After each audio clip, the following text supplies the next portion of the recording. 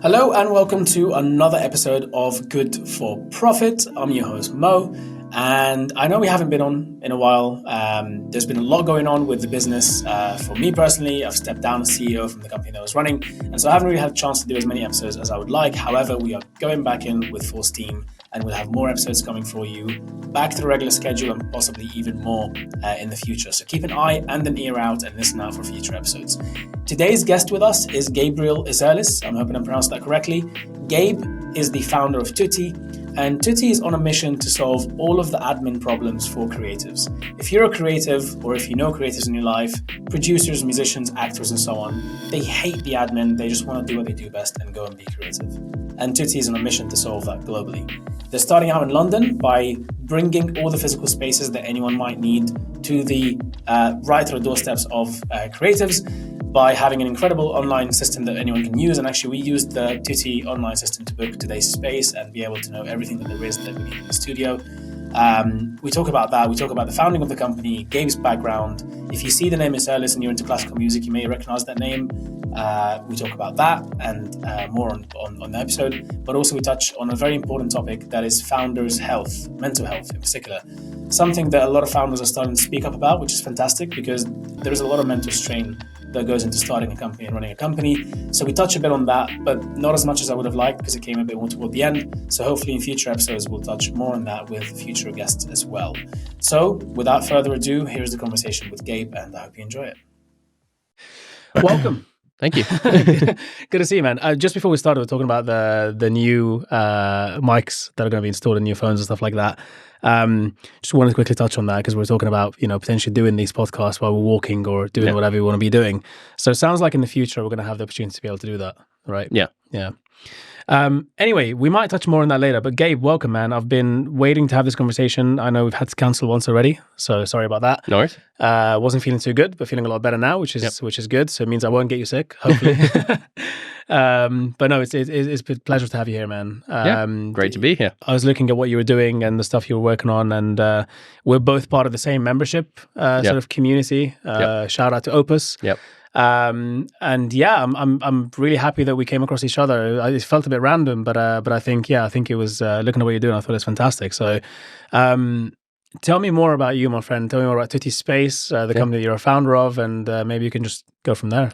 Yeah. Well, I should preface this with the very exciting thing that this is the first podcast that I've been featured on that was actually booked through Tutti. So come on. Thank you very much. And apparently the booking process was nice and smooth. So it was. Okay, let me give a quick something there and say a quick something about that. So I like that you could just sign up and you could use it without having to actually create a profile. Yep. So you could find a space that you wanted. You can start talking to I'm assuming I'm speaking with the space itself, right? There's a team on the Haley who respond to those inquiries. There you go. Yep. There you go. So it's directly straight through to them. You can inquire. You can inquire about dates and things like that. It's very easy to use. The tech's pretty incredible, given that you've been bootstrapping this whole time. Mostly. We did a family and friend round, but yeah. All right. Well, I mean, FFF round is normally not going to be that large, and so to do all of you've done on the back of that's pretty incredible. And then just kind of booked it through there. It was pretty straightforward. And then when it came to paying, I think then I signed up anyway, just because I thought I'm probably going to use this a lot later anyway. Yeah. So I signed up regardless. But I felt that the whole process was it was very smooth and very straightforward. So glad to hear it. Thank you. Yeah. Appreciate that testimonial. Might have to steal that. By all means, we'll cut it out for you. Great. So going back to your question, why, a bit of backstory, why did I build Tutti? So Tutti, to give a very quick intro, today is Airbnb for creative spaces. Got it. So we help you find and book amazing spaces for any creative purpose, whether that's a podcast, a recording studio, a film shoot, photo shoot, screening, launch, event, you name it, we have space for it. And our spaces are anything. So it's not just studios, it's not just kind of traditional locations. We have partnerships with schools all schools facilities. We have partnerships with hotels. We have partnerships with location agencies who manage a portfolio of homes. So we have, I think, 100 high-end homes that you can book any room in the home for any sort of shoot. That's incredible. And then we have churches, theaters, jazz clubs, nightclubs, parks, boats, you name it. When I was looking, I have to be honest, when I was looking on there, I did feel a little bit spoiled for choice, because there's a lot of different things available on there, and different budgets, which was fantastic. But I love, first of all, that you've managed to collect all of those things on one place. Are you the first company to do this, or are there other people out there that kind of did this and you thought, they're doing it, but they're not doing it so well, so let me do this as well? So there are marketplaces that are space for anything, and they do similar things. But I think the difference with Tutti is our focus on creativity. So our focus is purely on creative uses. We do not do parties. We don't do weddings. We actively, well, I mean, you can send inquiries, but like most of our venues will say no. Sure. We don't do corporate events for the most part. Our entire focus is on creative uses. One, because that's my background, which I can dive into in a bit. Sure. But also the needs of creators is so incredibly specific and quite different to any of those other things. The other things, they might want an inspiring space, but what they mean by inspiring can be triggered by all sorts of different ideas. Sure. And they might need a bar, capacity, minimum spend. That's about it. For creators, when you're a director or a producer creating a project, you know there's specific ideas, specific feelings and emotions you want to capture through the space that you shoot in. And to date, there's been no very good system to search for spaces that fit those emotions. There are a couple competitors that we have, and one of them has done like, here are our spooky spaces, and here are kind of our inspiring spaces, stuff like that, or calm spaces. Sure. But those lists are all created by a human who goes through and picks what they think is relevant. So it's very subjective. Very subjective. Yeah. We are trying to collect as much data on every single one of our spaces as we possibly can. It's a data play in the end. And at the moment, we have like 50 filters. Okay. Every other listing site that most people know of have about 5. Yeah. Wow. And at the moment, search on Tutti is not brilliant because you need to search by looking through our filters and our keywords. Yep. And selecting the ones that are most relevant to you. I mean, for a podcast, this was pretty straightforward. Yeah, for a podcast. I don't know what it might be like for other things, though, because, at the end of the day, creatives might have very specific needs, like you mentioned. So, yeah. So where we're going is a search system that'll be entirely based off the enormous amounts of data that we have. Okay. And that search system will allow people to put in natural language and say, I need a kitchen in a Victorian home with a white marble countertop that is 2 miles from the center of London, or something like that. Okay. And highly, highly specific information like that. And that's where we're going with it. Very cool. But right now I can imagine. I have quite a lot of artist friends who are creative, and I sort of look at what they do and think, how the hell do they do that stuff? But and I understand the need for spaces to find the right place with the right kind of setting and everything can probably save you a lot of money as well. If you can find this specifically what you're looking for rather than having set up yourself, then that can probably save you a lot of money. So and we have like our venues. Everyone differs. Some people much prefer instant booking with a fixed fee, but then there are lots of spaces that we have listed with us who are happy to negotiate and happy to adjust prices depending on what else you're giving them that's not monetary. So that's incredible. So it's kind of like almost there's a mini community of creatives in the background there somewhere as well, by the sound of it.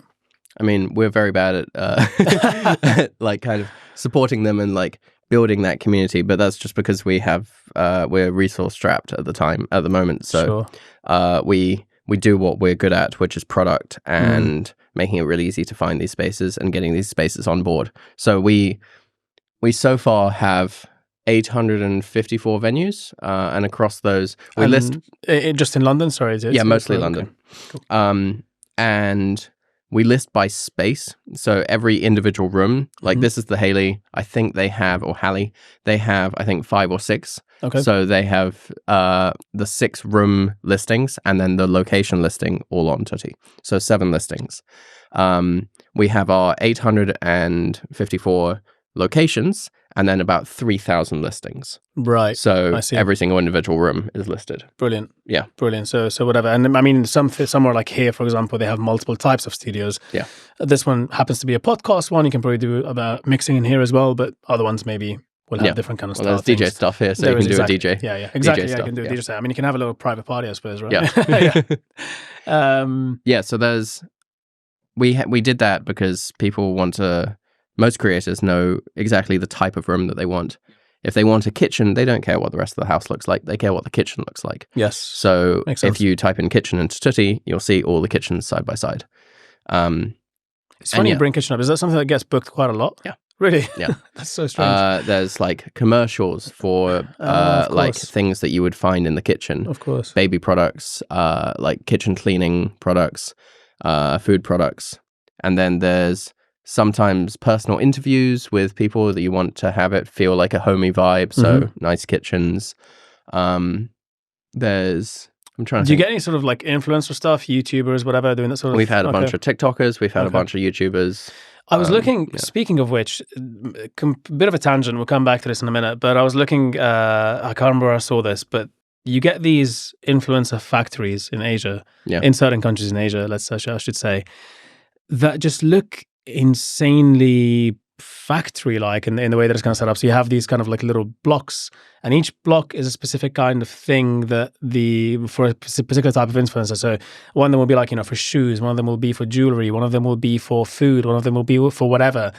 And it honestly looked a little bit weird. Like when I first saw that, kind of the feeling that I got was it's a little bit daunting. Like, wow, okay, so it's actually like factory created influencers in a way.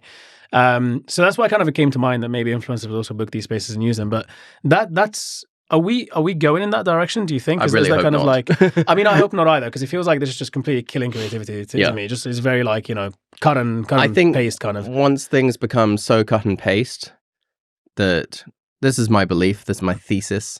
No proof. Like I wouldn't say that there's necessarily proof behind it. Okay. But I would say that if things become so cut and paste and so commoditized in creativity, it'll be the ones that are outstanding and like kind of break against the mold that'll be the ones that stand out. Okay. I think there is some level of that already. There's one of my favorite YouTubers is MKBHD, Marquez Brownlee. Not He's the one of the largest tech YouTubers. He's been going for like 15 years since YouTube started. And he puts an enormous amount of time and effort into the production value of his videos. He does shoot everything at 8K resolution, which is a bit insane. But not everybody can do that. Not everyone can do that. He puts an enormous amount of effort. Half of his team is just all about coming up with incredible shots for his videos. And he has one of the largest followings of tech YouTubers. So putting in the effort and doing it properly does pay off, essentially. Yeah. Right? But there's also the fact that he's been going for so long, so that it's kind of like a mixed thing. But he definitely stands out. His production quality stands out compared to other YouTubers out there. So it's interesting. I really hope we don't move in that direction either. I think that would be quite a nasty place to go toward. AI is also pushing us kind of in that direction of commoditized creativity. There's like all sorts of everyone who I talk to, or a lot of people I talk to. So I write really in-depth, detailed investor updates and like community updates to everyone that is following the Tutti journey. And a bunch of people just said, like, why do you spend all that time writing that? You can get an AI to do it. I'm like, an AI doesn't know what's in my head, what I've experienced this month. And yes, I could give the bullet points and have it fill it out, but like then I would spend all my time editing and reducing it. So I have I know so many people who do use AI just to write all of the content that they put out there. Okay, wow. And it works? Because I can spot it personally. Yeah. I can tell if it's...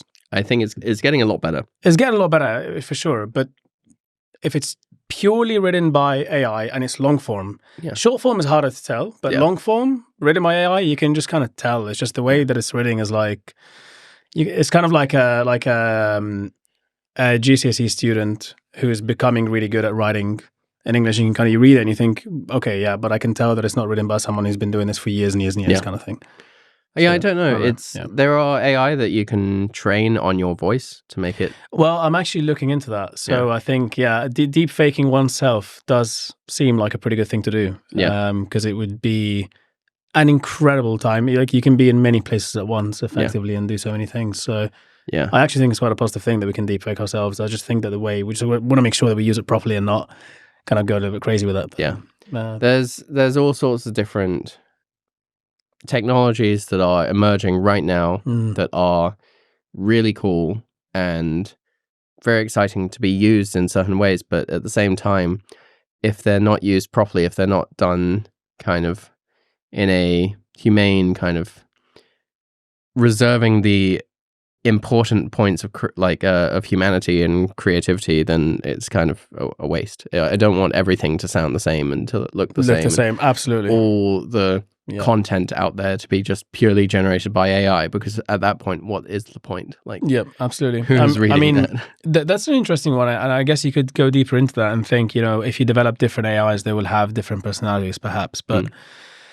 But I think for the time being, I mean, that's all trained on the same bloody data anyway. So, until, I know that Facebook's approach with Lambda, is it not Lambda, sorry, Llama, thank you, is to move in the direction of having personalized AIs per sort of artist or influencer and so on. So they don't want to have, they want to, obviously they have the large language model that they're working on, but they want to make it usable in a way so that an artist, say, for example, Chris Martin, right, from Coldplay, can be like, okay, train it on me, everything I say, everything I do, the way I act, the way I behave, the way I do everything, and then it can take that and genuinely be very close to how he actually is in the way he writes, in the way he speaks, in the way that he does everything.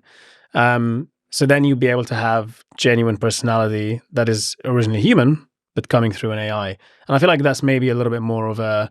it's going to create so much more noise in the world already than we already have, but there's no way around that. I think that's just the way we're moving anyway. But that to me seems a bit more like, less fake and less, if that makes sense. This all ties into something that another thesis that I have, which is that at some point there are going to be digital doubles in every way, shape, and form of famous like celebrities and stars out there, and there will be the digital doubles in the content and the voice and everything that they're producing. Hopefully, someone with the right kind of plans at heart will find a way of tracking those digital doubles and make sure that if it's created on someone, that artist gets paid. Well, obviously, that would be the whole point. I'd imagine. Although I imagine there'll be people. There's already people training AIs on Morgan Freeman's voice and then using it as like advertising, but not paying Morgan Freeman. So there's already loads of issues with that. But there's all sorts of different ways. The technology of NFTs would be an interesting way if there was a way of tracking, linking a digital double to an NFT, and then every time that's purchased, the original artist gets a cut. That the interesting technologies out there make it possible, but actually scaling it and distributing it across the world is very hard. But with digital doubles, there'll be so many different like ways that you can interact with like someone that you follow, a celebrity that you want to engage with, but it will be harder and harder to tell whether it was actually that celebrity doing that. So whether they were writing the content or recording the podcast or even filming on set. Like film productions can digitize so much of humans now. it's crazy and cool in some ways, but scary in other ways. So, like the Marvel films, Yeah. I would love to see a cut of Avengers Infinity War with no VFX, because it would probably just be It would suck. sitting in a room. It would be very funny. Yeah. I mean, it could be quite funny. Yeah. There was this chap on Instagram, can't remember his name, who finds the green person in everything. You must have seen that at some point. Yeah. Which I think is hilarious. It's really cool. Yeah. But yeah, so there'll be all these, more and more, it'll be impossible to tell whether the person that you are a fan of was actually involved in the production, genuinely there. Well, and I think there's going to be a shift towards more in-person experiences because of this. So I think there'll be fans will want to engage with people in person. We're already seeing this in the music industry. Fans more and more are going to shows, live shows, where you can see your favorite star on stage. I think there'll be the same with film with actors, and there'll be just kind of more of a push towards live events. And that is kind of where we're trying to position Tutti, is in physical spaces for live events or live creativity. Which is not going anywhere. Going anywhere. Yeah.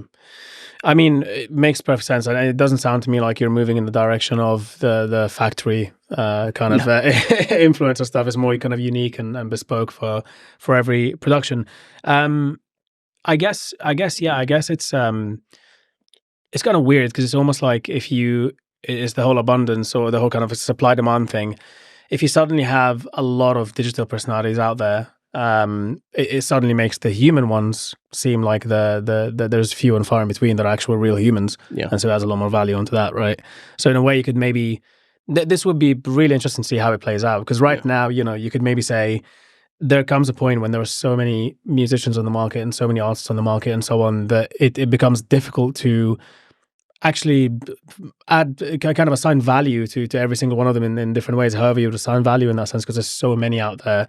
But perhaps if we get to a point when there was 10 times more out there, but they're all digital, then suddenly the human ones become a lot more kind of And then there's valued, also a digital one will never have a physical presence and will never have the... Well, until Tesla robots come out. Yes, okay. No. I get your point. Also... There's an energy exchange that comes between two humans, whether it's in a large event where there's someone on stage and everyone's enjoying the creativity that they're putting out there. I've worked in events for the last 15 years, and the digital Zoom and online events are never as captivating or engaging as in person. Even if the artist is amazing. If it's the same artist, they can be amazing online, they can be amazing in person, or shit online and shit in person. But there is something that's not quite quantified by anyone yet that is people get in an in-person experience. It's the kind of, I guess we could use the word vibe. I don't know what it would be, but there's something about it. I totally know what you mean. It's much easier to be in a room full of people in person and have them all kind of rally behind one particular thing than it is if you're doing that online, and to evoke the same level of emotion and engagement. It's so true. And even when you go, I mean, I'm sure you go to a lot of online events yourself. Yeah. When I go to online events myself, it's just not the same. Yeah. It's not the same as being even if it's a massive room and I'm sat in a conference and there's one person on stage and the stage is really far away, but the fact that I'm here in the room and we're all paying attention to that one particular thing and we're sat together, it's almost like even just having that in the periphery of your vision makes a difference. Yeah. And it's weird. Like, I've tried online events and large events in VR as well. Okay. And same. Missing that human, emotional, human kind of, I don't know, connection is the best way of describing it. We don't know how to quantify it yet, I don't think. I think it's a new phenomenon that we're discovering, that this actually is a... Yeah. I mean, we've probably discovered it before, but it's just that we now have a good comparison to compare it to. Yeah, it's so amplified by the experience through the pandemic. Yeah. And everyone was like, I can't deal with online stuff. Speaking of which, pandemic times must have been really hard to go through, because I mean, so Tutti have been around for quite a few years now, right? Yeah, we started in 2018, but the pandemic, it was terrible, and I have family members who lost their lives, and I'm sorry to hear. I know so many people who've had a terrible experience through it. So yeah, that was tough. We were a tiny company before the pandemic, and the only thing that changed is that we stopped all marketing. Okay. Throughout the entire pandemic, I worked full-time with 2 engineers who are my team members today. Well, one is my team member today. And we spent the entire time building technology during that time. Wow. So 11 months of just full-time work on what I believed would be necessary and what we could use to move forward in the market post-pandemic. And it taught me a whole load of things, including how to manage a team of engineers and how to build a product from scratch, which I'd never done before. We were bootstrapped at this time. It was, so we were funding it through kind of my bank account, which was fun. Sounds it. Yeah. And we built the technology that is the infrastructure for today. And all of that IP is purely custom code that powers our site today. That's great. So completely custom database that we built using my knowledge of the film industry and tech, knowing how filmmakers would want to search, talking to them as well, but also just kind of relying on my understanding of the market really well. And that infrastructure still stands today. That's incredible. Yeah, I mean, you've been in the industry for how long? How many years now? So I have a film degree. Yep. And then I've worked in film across 3 continents since then. And then I also have a computer programming degree. And actually, I haven't really worked that much in tech. So you're one of those, few creative and technical people out there. Yeah. Fascinating. Which it makes me the perfect person to build this business because I can understand and empathize with a creative problem. Because not only do I have a film degree, my entire family are touring classical musicians. So I grew up in that world, and I know the classical music world like the back of my hand. I've played cello since I was 5. That's incredible. And then I've worked in audio and like lighting and power for large events. I was involved in events with like Maroon 5 and Snoop Dogg and Clean Bandit and like that size of group. And then I also have experience working on events of a small group that want a meeting room for 20 people and speakers. And I have everything in between. So I've experienced all of the parts of building an event. So I can walk into a room like this and I could set up the AV. That's impressive. So I should have just asked you beforehand for any help and everything else. That's incredible. Wow. But yeah, I have all of that, which is really, really helpful because whenever I'm thinking about how people go about finding a space and what they need and everything, I can design it with the empathetic brain of how would I look for this space, but also the technical brain of how can we build the technology in a way that is first of all, useful, 2, quick, and 3, I guess, scalable. Everything that we've built so far is incredibly scalable considering how little money we have. So you've thought about scale in mind. That's brilliant. Definitely want to touch on that in a second. I did just want to very quickly say that I'm always envious of professional classical musicians.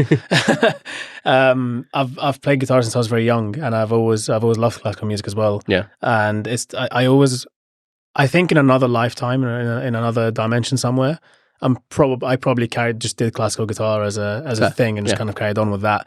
But I understand the kind of the amount of work that needs to go into that, and I also understand that a lot of the time families tend to kind of follow similar paths in that sense. So I was a breakaway. That's what I was going to ask. I mean, for you, what was the So I chose the same instrument as my dad. Okay, and my dad is one of the top most famous cellists in the world. Wow. So I was when are we meeting your father for when I was a teenager, I would go to music camp and people would recognize my last name and I'd be judged on it immediately. Often that must have been tough. Yeah. That did that kind of put me off. It's like, all right, here comes the genius. He's in the room. Let's hear him out. And he was like, I just want to write code, guys. Like I wasn't interested in code back then. Okay. I was to a point, but I hadn't figured out how to like dive into it, and I didn't really explore writing code until I was in university. Okay. But that put me off going into the classical music world, and I'm very glad that I'm not in that world. It's a brilliant world, and everyone I know and love is in it, but my brain works like my connection between tech and creativity is like that is clearly where I'm meant to be. Like every single day I'm looking at a creative problem, I'm like, the tech for that is not that hard. I could do that one day. Cool. So that happens. I'm spark. Yeah. I have ideas and problem solving connections every single day, basically. Wow. But yeah, my family. I have my grandfather. My great grandfather was a professional musician. Grandfather and grandmother amateur musicians. Mother, father, aunt, uncle, and cousin, all professional musicians. Wow. And then now my wife is a professional violinist. So, yes. God, so you're surrounded by it. Yeah, okay. And mother-in-law. And mother-in-law, wow. Yeah. So you're literally surrounded by it. That's incredible. I mean, at least there is no shortage of good music in your home, I presume. No. So, I very often people will hear music in the background of my Zoom calls, and they'll be like, what's that? Is that a recording? I'm like, no, that's my wife practicing. Violinist, did you say? Yeah. Brilliant. All string instruments, mostly? All string instruments. Okay. All violin, viola, cello, almost all. There's one bassoon, a couple piano. Okay. Real strings. They probably think of guitar as fake strings, right? Yeah, no, there's a lot of guitarists who's not fake strings. No, of course. Just joking around. Amazing. And then you decided to step away from that and essentially, so, I mean, you studied film at university, you mentioned, which is somewhat related to kind of the creative industry. So the influence kind of carried on and you went into that. Yeah. But then after doing that for a while, working with a bunch of different bands and doing events across the world, you realized, wait a second, there's a real opportunity here for something to be done a little bit differently. What is it that made you think, so I know you mentioned already kind of like the competitors out there within the Spaces side of things thought they weren't providing as many filters or they weren't sort of fitting as many needs, but I'm presuming you also saw other areas that could potentially be solved with tech, and I'm presuming maybe that's something down the line for you to maybe explore. Yeah. But you decided to start off with events, right? And we started off with space because we consistently... I went through an incubator called Founder Institute when I was getting started in 2018, and I had a much bigger vision. I was like, we're going to do all of this. And they're like, this is great, but it's way too big. You're not going to get started. You need to pick one thing. So out of all of this, come up with different ideas of how you can go down the route. Beachhead strategy, so to speak. Yeah, beachhead strategies, exactly. And we had 3. I literally cannot remember what all 3 of them were. One of them was Airbnb for music rehearsal space. And then the other 2, one was fintech related, which just wasn't for me because one, I was a first-time founder and I had no idea what I was doing. And I can't remember what the third one was, but they were all creative tech related. And then the feedback that I got from customers, because Founder Institute forced me to go out and just talk to as many people as possible. Yeah. The feedback was always, ooh, Airbnb for music rehearsal space, that sounds cool. So we went down that route. And very, very quickly, within like a few months, we realized just music rehearsal space is just not a big enough market. Okay. So we had some living rooms with pianos, and that was it. Okay. And, wow. We had a few bookings, but it wasn't enough. Nothing you can scale. So just small kind of. I mean, there are companies that have managed to scale that idea to a level, but it was. I always wanted to tap into the film industry as well, and. Just by virtue of your background at university? By virtue of my background and kind of the people around me. And I was like, this is a really cool idea.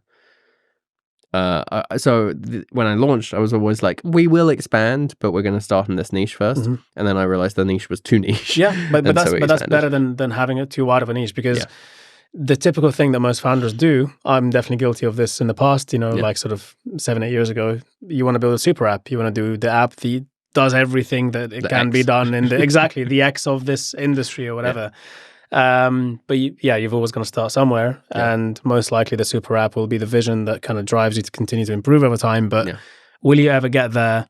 I guess we'll see. Yeah. But so. And we do have a very simple super app description that we sell people on the Dream now, which is and that is we are simply giving creators more time to create. Okay. By automating their admin, basically. Okay. I think every creative would love you for that, because most creatives hate the admin part most of all. Exactly. They just want to be creative, right? That's what I recognized every single time. Every person I talked to, everyone I talked to, and everywhere I worked, it was like, why is there so much shit in the way before me creating? So does that then include at some point management and everything around that? It could do, yeah. Okay. I mean, there's a lot in that. The obvious starting point is space. We started with space because every creator at some point needs space, whether it's all the different use cases I've mentioned. And then beyond that, it would make sense to expand into potentially equipment or people or suppliers. There's a number of different opportunities there.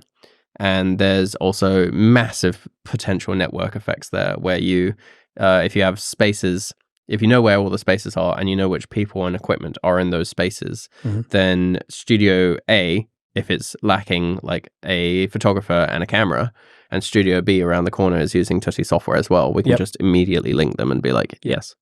So that's incredible. Yeah, man, there's a lot of good that can be done through that as well. Yeah. In terms of, And then automating a lot of those logistics and the insurance and all sorts. There's a lot of plays just there. And then beyond that, the like the growth potential is just utterly ridiculous and insane. And the reason that we are focused on London right now is the fact that there is no point complicating things with going into loads of different cities and trying to support loads of different cities until we figured out that the business model, the core business model that we start with works, and that we have enough money coming in that we can break even or we can raise funding. And the business model can be translated into different geographies and so on. Yeah. Speaking of breaking even, you guys close-ish, getting there now? Not really. Still working? We raised a small round of funding last year, and instead of focusing on generating revenue, you built the foundation. We built the foundation of the tech, and we're in a nice position that if we need to, we can cut down to a very core team and survive for like years. Fine. Yeah, that's great. But ideally, that's a strength. That's a real strength, of course. Yeah. But you want to raise and you want to have the hyper growth and everything else. So, presuming you're raising right now, right? Awesome. Yep. So seed round, pre-seed round? Pre-seed, okay. We're classifying it as pre-seed purely because of revenue targets. Everything else we are easily hitting seed metrics on. Yeah. We have an exceptional tech, an exceptional team. We have me, who understands everything, the market and the tech, which is unusual. Domain expertise is definitely domain expertise. We found scalable and like really, really low cost ways of reaching our customers. Right now, I am the only salesperson. So we've reached 854 venues. We've had a tiny bit of sales support. And it's pure founder sales. Almost entirely founder sales there. That's incredible. There have been a couple people who've come in and helped with sales at different points. And then we spent the last year and a half working on SEO. And SEO drives 95% of our traffic. So it's mostly inbound free now, and now most of our listings, while I'm fundraising, we've still been growing by like 15, 20 listings a week. Okay. And that is inbound. That's people coming to us and being like, hey, can we list? Or like, not even that. They're just coming and listing themselves. And we have a Slack like feed. Every time someone hits publish, we get notified. And it's like, wow, that was a cool space. How did they hear about us? Oh, wait, they told us. So, yeah. Okay. Incredible. So the supply side is sorted, essentially. I mean, that's one of the difficulties with the marketplace style play is that regardless of whether you call yourself marketplace or not, there is an element of two sides here that you've got to balance out, right? So, and that's one of the difficult things with that is that it's supply and demand on both sides needs to be sorted out, and that's very difficult to do. So it sounds to me like supply side for you is kind of sorted now. You've got inbound, that coming in on a regular basis. Is the next step for you to kind of focus more on the demand side and really just grow that side of the business? Are you Yeah. or are you sort of constantly trying to kind of juggle both at the same time? It's tricky. So when we raise, we will focus quite a bit of time and effort onto driving demand, because if we get more demand, then more supply will come, and we'll be able to kickstart things a bit more. The other thing is we're raising for software that we're currently building. So I mentioned that we're looking into scalable business models. And the marketplace business model, as far as I can tell, from all of the research and all of the feedback that I've heard about our competitors and various other people, is that it's great, but it's really, it's a marketplace. Marketplaces just cost so much money to scale. Yeah. So we're building software that we've already had requests from people in Europe and America to use, which is for venues, and they can use it without our marketplace. And it's basically interesting. Okay. Booking management software that allows them to easily take bookings from lots of different places. They can throw Tutti's booking system that powers the marketplace onto their website and accept bookings that way. And it's a CRM and payment system as well. So it's vertical focused SaaS for the types of venues that our marketplace attracts. Okay. And you've seen that there's a need for that in the market, right? Okay. Yeah, we spent a lot of time talking to our users over the last 2 years, and we kept on talking to users and asking them, how do you currently manage your inquiries? And they're like, Google Calendar and spreadsheets. And it's like, okay. Wow. Kind of how, what are the issues? Like, we kept on asking I can already guess some of them. One of them is the fact that Google Calendar doesn't track who changes what. So if you have 2 people working, and one person changes like the status in the Google Calendar, you're like, did you change that on purpose? Like, what triggered that thought? What triggered that? And it doesn't show who did what and when it was changed. It's really made for meetings in a corporate environment rather than So it's always fascinating when you look at things from the outside, because I'm not in the industry, I'm not involved, and so I don't know the ins and outs of it. But it's always fascinating that pretty much every freaking industry out there are areas that are still being done with spreadsheets and whatever, and not because that's the optimal solution, but because that is what is available right now. Yeah. Because there's a difference here. Like, sometimes spreadsheets are great, and if they work, fantastic. There's no problem with it. But often you'll find that actually, no, that's not the reason why. It's just because no one has fixed it yet. Yeah. So, or someone has tried to fix it in the past and failed because they didn't manage to get the right penetration in the market or whatever it might be. But some of the risks along the way kind of weren't sorted out in some way.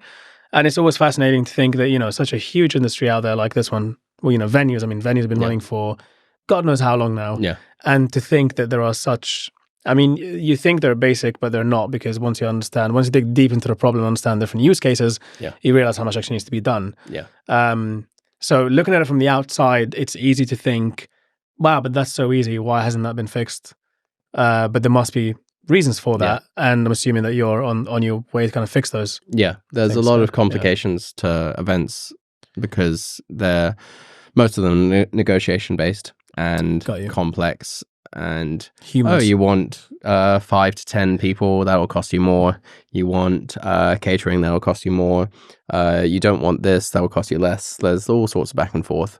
So kind of translating intuition into quantifiable things you can put in a software. There's just a lot of pieces at play, a lot of different pricing. And then also people in the events industry, they're creative people. They don't like admin. They like working on the events. So a lot of people running venues, they will spend all of their day and time focused on the event, like their current event of the day, rather than their future clients or their past clients. Right. So there's no kind of re-engagement with past clients and being like, hey, you haven't been around in a while, here's 10% off, sort of thing. And there's no... they take ages to reply to potential future clients, and which loses them sales, of course. Very often that loses them sales. So if there are ways of simplifying both of those interactions, which is where AI can play a really interesting role. I was exploring this idea. So I might work on this one day. I might not. I don't know. Heck, doesn't matter. So I love seeing live. I love going to live music. I love going to gigs. I love watching new up and coming artists come and do whatever. I've been following kind of like artists so for example, like there's some Ukrainian bands that I love to listen to. There are Mongolian bands. There are, in the Middle East as a region, generally there are so many incredible new up and coming indie, hip hop, rap, like whatever. There's all sorts of things coming up from the region there. And there's just people all over the world. You get these really cool artists kind of all over the world that are really, really cool and kind of like on the edge of the latest shit out there. And I've always thought to myself, like, I would love to see these people live here. And it doesn't happen often enough. I mean, there are a few kind of clubs, bars, sort of venues you wouldn't know about unless you either lived in the area or you knew people close by who told you about it or whatever, who tend to host these people and kind of have incredible nights, but they're not that popular. Yeah. You get a lot of people in the venue, don't get me wrong, but you wouldn't necessarily hear about it from just randomly or whatever. Yeah. And I've always thought, how can I, in a way, as a fan who wants to bring an artist over, how can I influence that in some way? And I thought about the whole concept of bidding. I think there's a lot that can be done with bidding in the industry in general, especially the music industry. When I say events, the music industry in particular, where can I, as a fan, bid to bring somebody across? And then somehow that triggers actually having a freaking gig here so we can see them live. Yeah. And are enough people interested in doing that sort of thing. Yeah. And when you mentioned the super app and venues and all that stuff, it just immediately came to mind again. I mean, that bidding play can get so big and you can have everything included in that. You could have the suppliers, the venues, the artists, the fans. You can bring everything around in one full circle. Yeah. And just have it all kind of fire off each other. Yeah. And if you build it the proper way and use a lot of AI automations in place, I don't see why you would need a huge team to even run that sort of thing. Yeah. Right? And you could have it just working globally. So I don't know if that's something that you guys have thought about or not, or something that's kind of it's the number of things that we've thought about and that are out there as opportunities in this sector is insane. There's new opportunities, new ideas every single day. And it's like, and the question is, what do you work on? That's the tough part. Yeah. Right. So we've made this decision that people looking for and booking space is a big enough play by itself that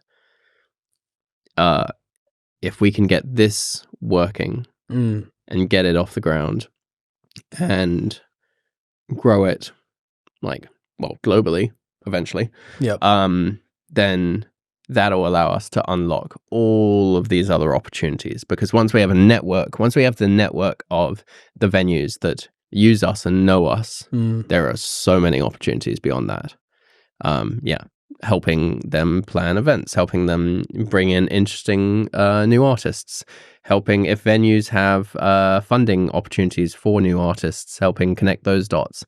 If they know that the fans who come to that venue have a certain tight style that they like, and we know that there are interesting bands that just are not getting enough visibility that are in that style. Like the list kind of goes on and on and on. But we have to get this core infrastructure right and working before we focus on all those other shiny things. So that's your main focus right now. I mean, you've been working on that since the pandemic. You kind of you hit the ground running with that. You've got something set up that you can use now and actually works and gets you paid. Yeah. But the next step is to do more there so that you're able to scale it further. And it's the software play is the next point. If we were able to embed our software into the venues, and literally the software play is venue software that powers the entire venue. It's not just bookings from our marketplace. It is everything across the venue. And there's a lot in that. So I can imagine, of course. We've built bits of it. Yeah. The bits that we have built are built in interesting ways that we've never seen before. Which is based around the fact that event venues, they have an event at a specific time and they can't change that. It's not like a due date that they can push back and back. So everything is built around that understanding. And there will be probably integrations to start with like to-do lists and various other things. But at some point there'll be rotas, to-dos, all sorts of a single source of truth about every event in their venue. And that's brilliant. So that's you can, the starting point. Yeah, that's incredible. And to do that, I presume that, I mean, tech team, you said that you've got some of the tech team sorted already. Yeah. You may need some more tech team and so on, but I'm presuming that most of the costs then, when you raise this round, I'm assuming that a lot of the money is going to go toward the tech play and then the revenue generation play for what you have currently. Yeah. Got it. How long do you want your next round to last for? What sort of runway would you like to have with that? I've never had a runway intentionally more than, or like not unintentionally. I've never had an intentional runway of more than 12 months, and I would love a runway of more than 12 months. Yeah, I mean 24 would be 24 would be so definitely a lot safer, a lot better. If we manage to hit the numbers that our projections say that we could, if we even with pretty slow growth rates, if we're able to hit the revenue numbers that we're targeting, we could hit break even, cash flow break even in under 24 months after this round. Okay. So that would allow us to just kind of be in a very good position. Yeah. That's great. Yeah. If we, that's fantastic. Yeah, that's also a big if. But I mean, I could be very American and be like, yeah, we're definitely going to do that. That is how yeah, I think it depends who you're speaking to, but unfortunately, sometimes you do need to do a bit of that. It just depends who you're talking to. Yeah, it's. I was talking to someone about this the other day. Is like the difference in attitude between people in the US who are starting businesses and people in the UK or Europe, and then people in the Middle East or in India or in China or whatever. And it's just such different attitudes and the way that we speak about things. I think in the UK we tend to be a lot more.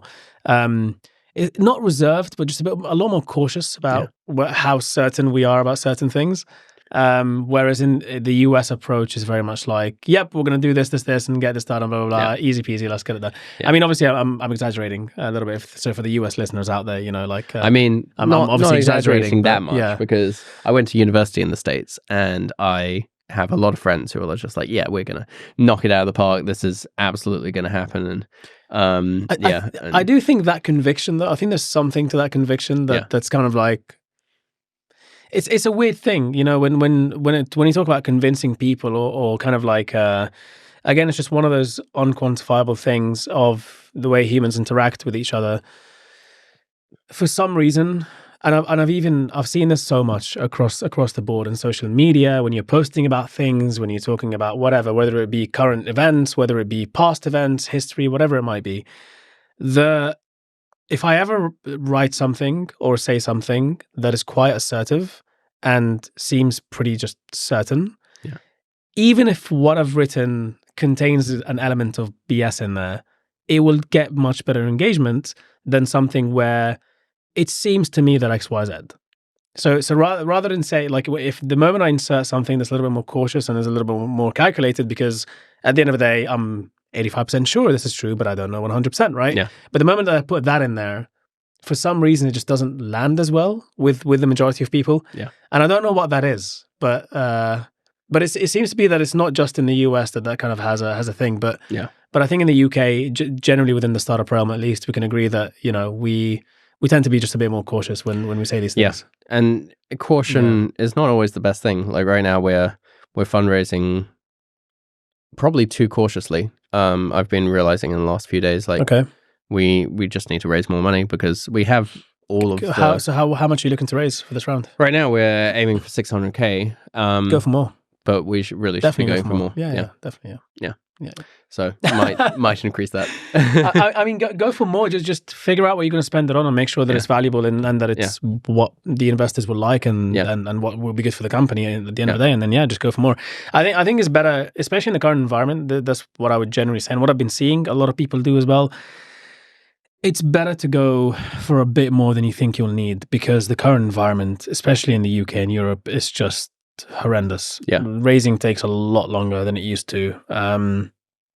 Investors are being a lot more picky. I mean, I'm not gonna reiterate or just say stuff that's been said. I think everyone knows this, so I'm not gonna go into too much detail here. But I would say generally around that, like if you're going to be raising X amount of money, just add a 25% contingency on that or something, just to be sure, Definitely. And obviously go for like a 24-month runway, just because that's probably better than Yeah, and if we have that 24-month runway, I'm pretty confident we can hit cash flow break even as well. So that would be incredible, and it's been interesting to see that there's a move now within startups to move toward that, because back at, like, if you think about it, and over the last 10 years or whatever, it's just been growth at all costs. It doesn't matter if we get profitable. It doesn't matter if we break even. Forget all that stuff. But now, finally, people are actually looking, when it comes to startups, treating it a little bit more with business fundamentals in mind. Kind of.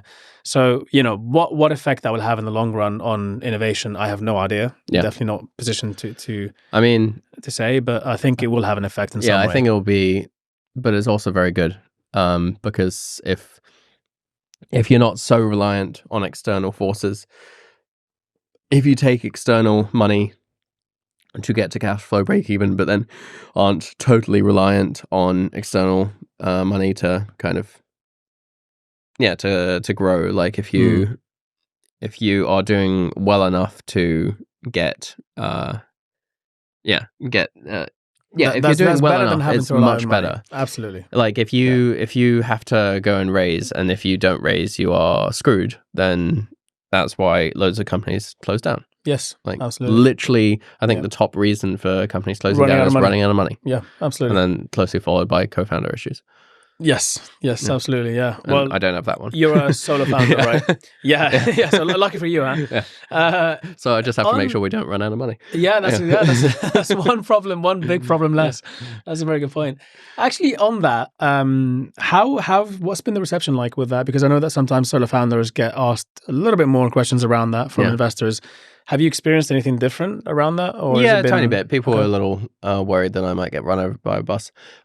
So let's hope not. I'm normally tell them how safe I am and how much time I spend in my bedroom, and focused on behind the business. The screen most of the time, guys. Behind the screen most of the time. No. But I think the things that they're looking for is a balanced team and people around you. It's not just you working on an idea, but you have people around you who understand and support and love the idea and are as dedicated as you are to make it happen. And we very much have that. We have a brilliant engineering team who are very much focused on making this happen. And we have some team members who are all remote who are just equally as passionate as I am about making this happen, mostly from the industry. Oh, so perfect. We have people who understand the problem in the industry, and they take some of their time. We have quite a cool role called location lister. Okay. Which, if we raise, we will massively expand. But it's basically a 0-hour contract role. So when people in the creative industries, their work goes like that. It is a fluctuation. When their work from the creative industries is not there, they can come and work for us at a 0-hour contract, and they can get some money to pay the bills and stay afloat. And then when their work comes back in the creative industries, then they go back and they work there. But the nice thing about that is that if we are supporting them through the dips, they go and tell their friends about this brilliant company, Tutti, that is supporting them. So the creative industries is all word of mouth and virality based. Okay. We are trying to tap into that with this part-time role that basically just that's very smart. Helps us. What they're doing right now, what most of them are doing is like verifying and collecting data on all of our venues, and at the end of the day, our site is a data play right now, and that they are making sure that we have high quality verified data from day one that we can then apply intelligence onto later. And so it doesn't matter when they do it. It's okay for them to do it in like whenever they have time. But it's this nice little role that allows us to support people in the industry. And we got the first 3 people from a group called the Equal Access Network, which is basically supports diverse people finding roles in the industry. And since then, all of those people have shared the role, and it's purely grown through word of mouth. Brilliant. So just once through one community, and then from there it spread. Yeah. That's absolutely amazing. Yeah. And what a lovely role to have. That's very kind of you. I mean, it helps you as a business, but it's also great for the creatives, so they don't have to. I mean, a lot of creatives you speak with will have to do jobs as a barista part time or a whereas this is bar relevant to their right? industry. Precisely. And most of the people that we get into this role, this specific role, are people who have to deal with locations anyways. So they're simply building their network and building their knowledge of locations that is going to be relevant for their job. That's perfect. We have this role, and when we raise our round, there are 2 other roles similar to this, which will basically allow us to grow. Well, one of them content for SEO, which will allow us to grow content in a way that AI would be able to mimic, but not very well. It'll rely on in-person events and experiences. And when we raise, we'll expand that as well, and there'll be another 0-hour contract again to support people. But with that case, it'll be to support people who write, so script writers, and arts journalists and that sort of thing. Incredible. That all sounds amazing, and it sounds like you have something there that builds defensibility into the business as well. And I mean, the fact that you have so many data points on venues as well, unless every single other person has those kind of data points and allows the kind of deep filtering system to exist, then you're going to have better defensibility over time. But also having that sort of thing where it's the organic growth, it's the getting deep into the actual communities that are behind a lot of this creative work that's going to really make it defendable in the long run. I think the tricky thing is that a lot of people in the industry see us as a competitor to them, and we're active because some of our competitors actively position themselves as a competitor. Got you. Whereas what we're trying to do, at no point anywhere on our site does it say we're a competitor to location agencies. In fact, we approach location agencies and say, can we partner? You build the network, you build the relationships, we build the tech. And we've got 3 of those relationships going, and it's brilliant. We need more. Great. And and we're trying to position ourselves as a software tech builder for the industry as a tool rather than a competitor. It's a win-win for everyone then. It's a win-win for everyone. The search system that we're building will at some point be so great and so powerful that if we partnered with a location agency that had let's say 1,000 or more locations, that they can't remember all of them in the top of their head when they get an inquiry. The hope is that we'll be able to sell this search system into those location agencies, and they'll be able to collect basically have data points on every single one of their venues and use our search system to automatically find the relevant locations within their own library. Awesome. Which currently is done by hand, by humans. Really? Wow. Very much so. Unless they have tagging, but it's not that great. Not that advanced. Do a lot of them tend to have their own custom built software that is very kind of no, it's they mostly rely on external third-party builders. And the 2 main players in that industry are they have OK Tech, and they charge a monthly fee for it. But as far as I've seen, there's no level of intelligence on top of that tech. So they have quite a few filters, they have quite a lot of data, but it's you still have to type in spooky tunnel or something like that. Got it. Yeah, whereas yours will have an element of, there'll be LLMs in some way, shape, or form involved with yours as well to understand. But there's all sorts of data that we can pull in that'll be really interesting. So if people are shooting an interview, they need a room like this, which is completely silent. And right now, there's no way of verifying whether spaces are completely silent. So a lot of creators will go onto our competitors' platforms, book a space, go try an interview, and then there'll be noise pollution. Yes. So one of the things that we have to figure out Unfortunately, I've had that experience before, and it wasn't so great. So, post-raise is figuring out how we verify that there is not noise pollution. Yeah, and that's the thing. It's a really good point you mentioned, because I often feel like if I'm booking a space like this for whatever I'm doing, I need to go and check it out beforehand, which consumes time and energy that I just would rather not spend on something like this. Yeah. And one thing that Airbnb does so well is give you so much information on the properties, on the listings that they have on there, and give you so many trust building things. Yeah. So if you look at an Airbnb listing, and someone I've had the pleasure of working with was part of the Airbnb team working on this stuff, and so she really pointed out so many things I wasn't even aware of, that when you look at once she points them out, you're like, wow, okay, and all this stuff has an influence subconsciously that you may not consider, but there are like 7 or 8 things on every just listing thing that are there designed specifically to build trust, to make you feel like I can trust this place and this can be more like a home to me. The language that is used, the stars that are shown, the different symbols that are used to show different things are all things that say to you, you can book this space in a stranger's home and be completely safe to do so and feel at home once you get there. Yeah. Right?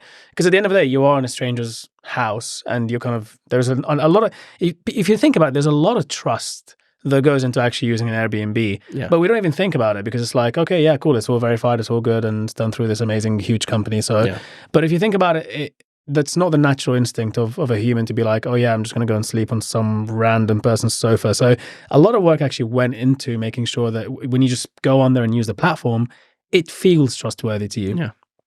And it lists everything that you need to see on there, amenities and so on.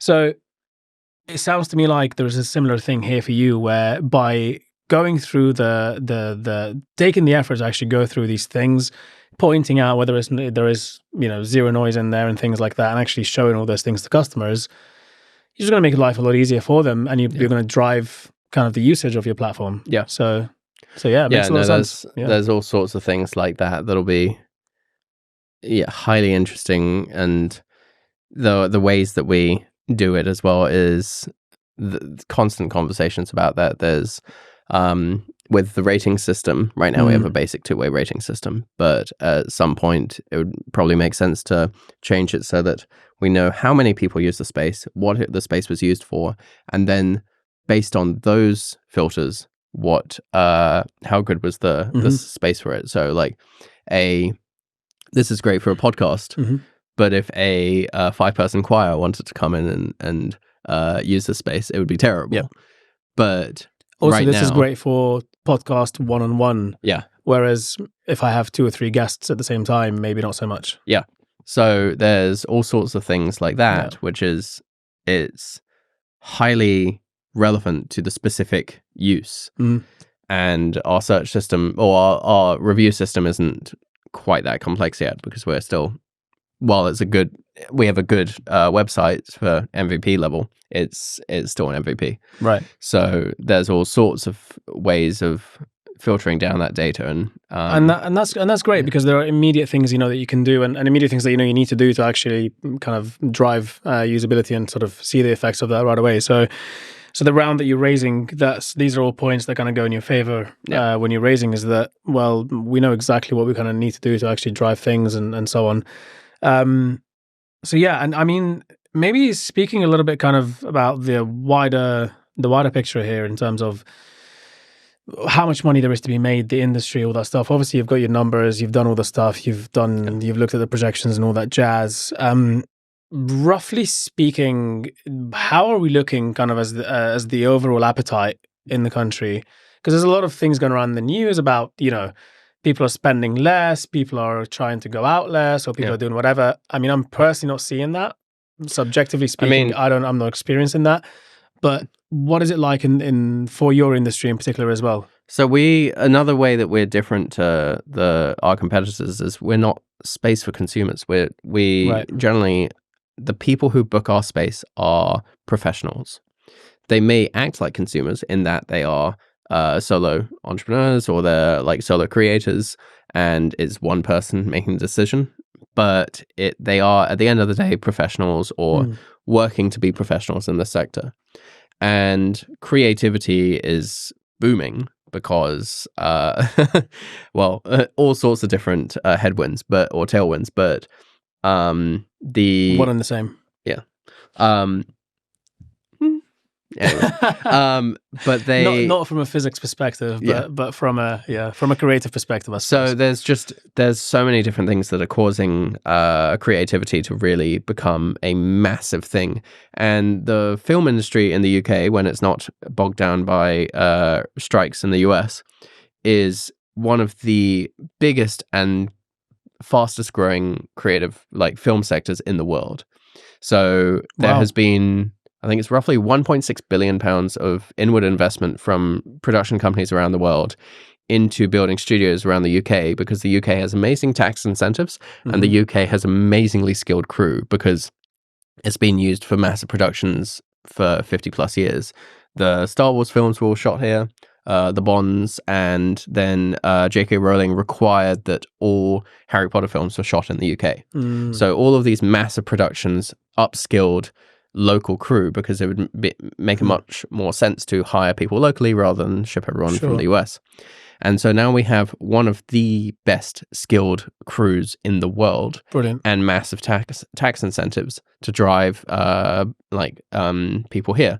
So Amazon Rings of Power, first season was shot in New Zealand. Seasons 2 through 5 have been contracted to be shot in the UK. Wow. I haven't seen it yet, by the way. Have you? I haven't. No. Okay, right. And for any Lord of the Rings fans out there, yeah. But there's just so many shows that are being shot in the UK. All of the Disney Star Wars shows, mostly. Andor, there's the main town in the first season of Andor that was entirely built in like a town to the west of London. Okay, wow. Just loads and loads of shows. It's predicted that the UK will have more studios, or the outskirts of London will have more studios fairly soon than all of LA. Wow. Yeah. Okay. So we are just exploding when it comes to incredible. The creative industry, or to film. And because of film, all of these creators are coming to work on these big productions, and then independent creativity will blossom as well. Incredible. Which is why we're starting in London. Yeah. And I've completely forgotten what the original question was. You've kind of answered it, actually. Which the question was basically, how's it looking with the overall appetite for your industry specifically? But like you mentioned, there's a difference between looking at it from a consumer perspective and looking at it from a professional perspective. And it sounds to me like things are moving in the right direction for you. If anything, it's actually tailwinds. Yeah. It's really, really growing. The incentive program was just actually renewed. Because it's done so well. The UK one. Can you tell us a bit more about that? I don't know enough about it, but I did read a interesting quote from the I think it was one of the British film commissions. I think it was BFC. Okay. And the CEO, I believe, said that for every £1 in tax incentive that is given, the UK GDP gets £8 in return. Oh wow. So there's no reason to get rid of it. It's brilliant. So what is the current incentive? It depends on roughly, I mean, it depends on what the production is. I think they have to spend over £1 million on production in the UK in order for it to qualify. Sure. And I think more than 40% or 60% of the production has to be UK related. Got it. I heard some ridiculous story that the Guardians of the Galaxy 3 chose all songs by British artists to help help qualify for the tax credit. So stuff like that. I mean, there's a lot of great music from that era, from this, that 60s, 70s era, 80s. It's mostly 60s, 70s, 60s and 70s stuff, right? Yeah. In 1 and 2. Yeah. Were there any 80s ones in there? I forget.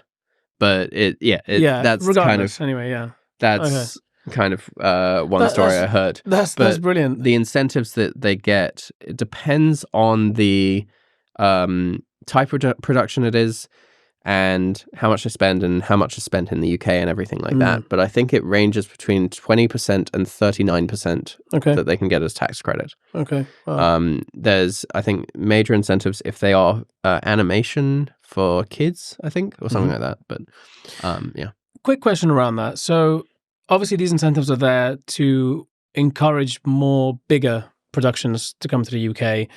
I know from kind of personal connections that there's a lot of creatives who tend to be freelancers, and so they have to do their own tax return and so on. So there is potentially a way for them to be able to get some benefit from tax incentives and things like that. Do you think something can be done or something should be done to sort of help with smaller creatives or kind of up and coming creatives in London who might want to, like, say, for example, someone wants to produce a music video for a small band or whatever? Do you know of any tax incentives that are there for that sort of small production right now? I honestly don't. There are lots of funding opportunities for that. We've always wanted to create like a nice collection of them, but we again are resource Another strapped. idea that you want to work on. Yeah. We are so resource strapped. I'm the only full-time person that's not an engineer on Really? Tutti, so Wow. like we're resource strapped. That is a distraction. Okay, so we need to make sure that you raise your money ASAP, because there's a lot of people out there that will benefit from so this. many people would benefit if we raise money. That's generally a good sign. You're creating real value. So but we want to create a funding like portal for everyone, but and there's definitely opportunity for tax incentives. There could potentially, I don't know if this is possible, but I imagine the way that insurance works, there could be an opportunity where one company applies for larger incentives and bulks together a lot of projects. That could work. Literally just thought of that off the top of my head, so I have no idea. Yeah. So do you speak with some of the BFI for that, or who do you speak to? Okay, interesting. No idea. All right, well, but there's so many opportunities out there, and I do know that there are smaller film production companies that have applied for SEIS and EIS. Okay. So that does apply in some level. I don't know how they match in comparison to like startup incentives. I mean, as a tech startup, it's pretty straightforward to get that. Yeah. I don't know how it works for small production companies. There is one R&D/EIS tax company that I've heard of that I met at a startup event a while back that does do it for the film industry. That's great. Cannot remember the name. That's fine. If you do, tell me later and we can put it in the description for any creatives listening. Awesome, man. I mean, it sounds really, really cool. And I really want to wish you the best of luck with the raise and everything else that you have going on there. If there's anything I can help with as well, let me know. We can chat afterwards. And with regards to advisors, let's say, and kind of like people that are sort of helping on the periphery of the business, are there any particular roles that you're looking to fill right now? Any particular kind of people you're looking to bring on board in some way to sort of work with you over this next phase? Is that something kind of you haven't had the space to think about yet? I mean, how we approach advisors is quite unique. I've been told this time and time again. We don't kind of have one or two fixed advisors who offer us like their support regularly. Well, that's a kind of lie. There's two investors and advisors who I turn to for advice all the time, because both of them have built massive businesses. Both have exited.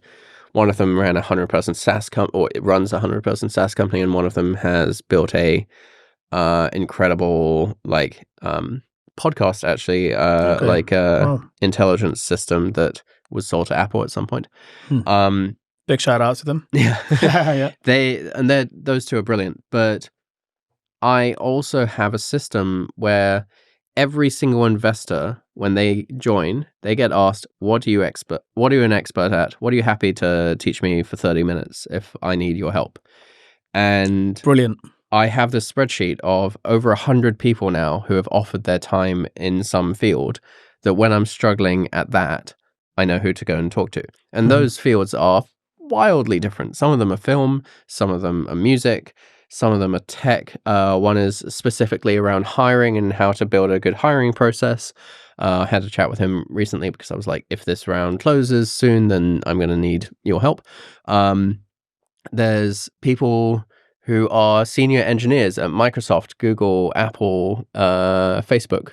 And we were recently integrating Outlook into our system, and it was taking ages and we didn't know what was going on. And Microsoft support was being terrible. So we pinged the two engineers who we know who are high up in Microsoft and said, hey, can you nudge this internally? It was fixed within a week.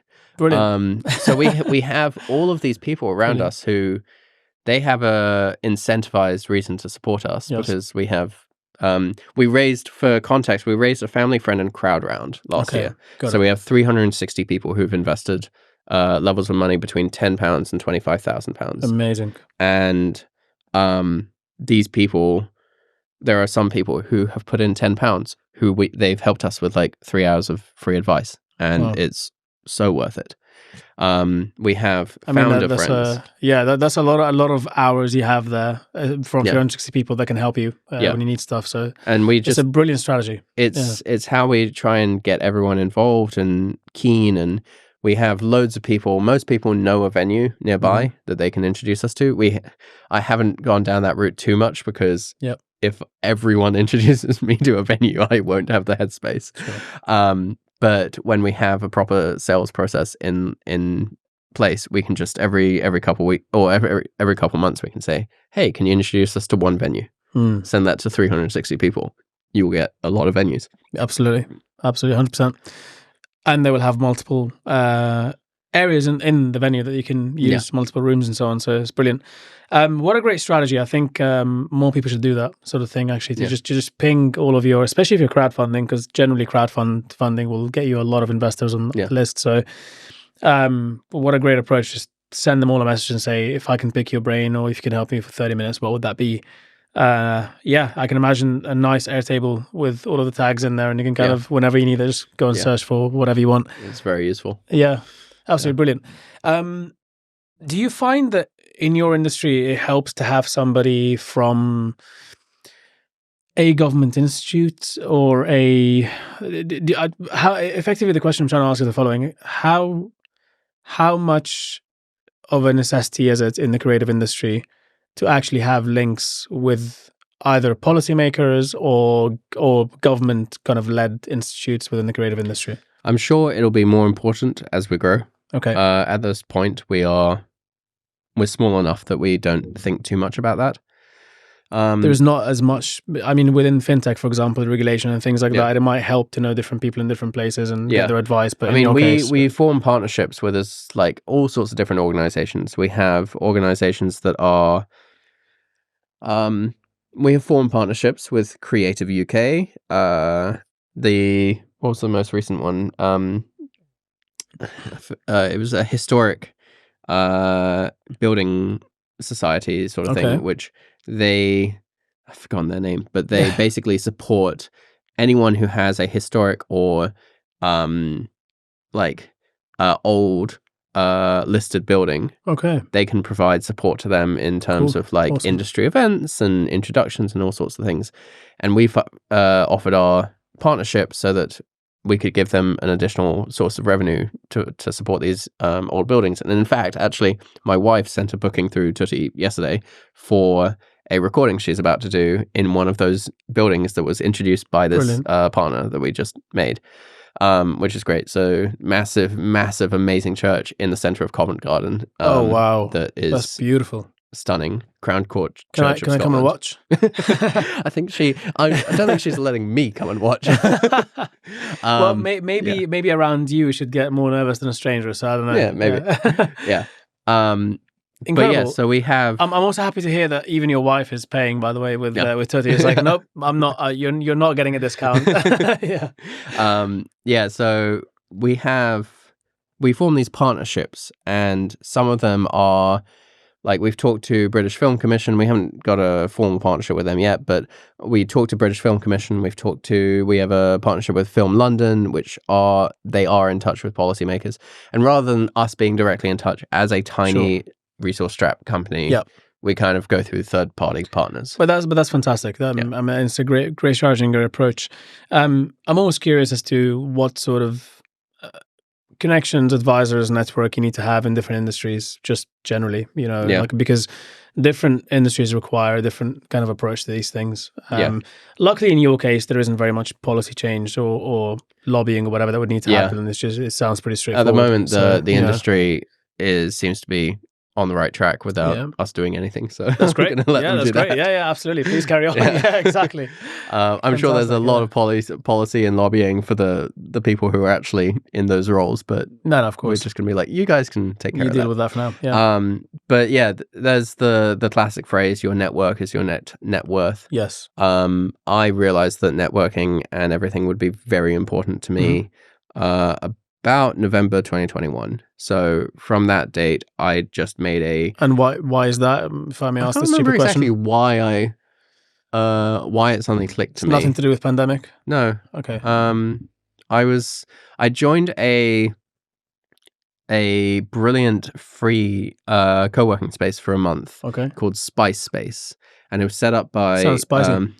Set up by two amazing women, Purdy Alder and Margaret Ann Coyle.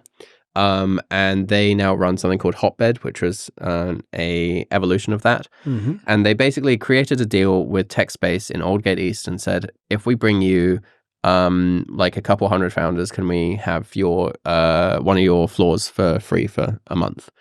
And I don't know exactly how they negotiated it, but they managed to do that. They had 250 founders show up and work there for free for a month.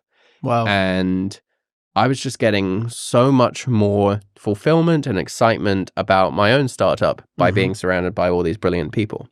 Unfortunately, having free office space is not sustainable. So they had to then start charging £100 a month, but that was still really affordable. So of those 250, I think 20 of us stayed and kept on working from that space.